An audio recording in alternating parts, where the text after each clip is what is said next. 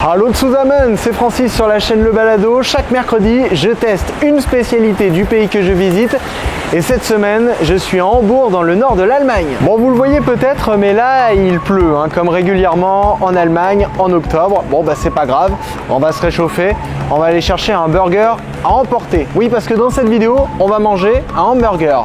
Vous allez me dire, mais Francis, c'est quoi le rapport avec l'Allemagne? Eh bien justement, le hamburger n'est pas une création américaine, mais plutôt une création allemande.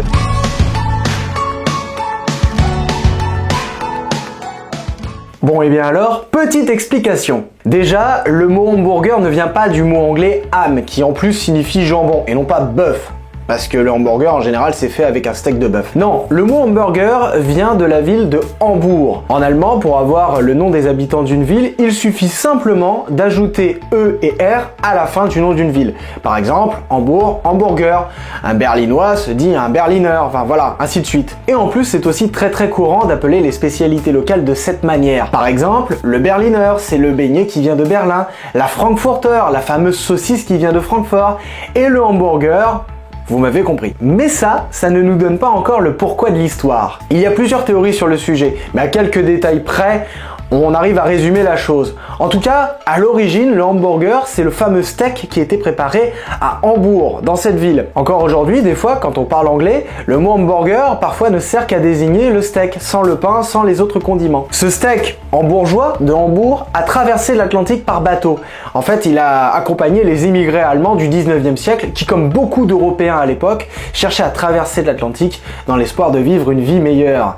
Le fameux rêve américain. Et ce steak que je mange, que nous mangeons peut-être tous en même temps, servait de plat principal dans le bateau. Pour le conserver, parce que les conditions n'étaient pas les mêmes, on se servait d'oignons et de chapelure de sel. Arrivé à New York, les immigrés allemands ont fait découvrir ce plat aux Américains en le vendant dans des petits commerces. Il était cuit dans le style de Hambourg, d'où le mot hamburger.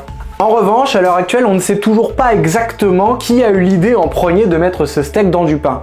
Les immigrés allemands? Les Américains? Les deux versions existent. Mais aujourd'hui, on peut dire que le hamburger a bel et bien vécu son rêve américain puisqu'il est connu et mangé dans le monde entier.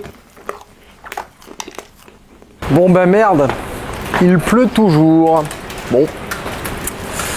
Eh bah tant pis, j'irai pas à la plage aujourd'hui. Bon bah alors, quoi qu'il arrive, n'oubliez pas, le hamburger vient d'ici, de Hambourg. C'est une spécialité allemande.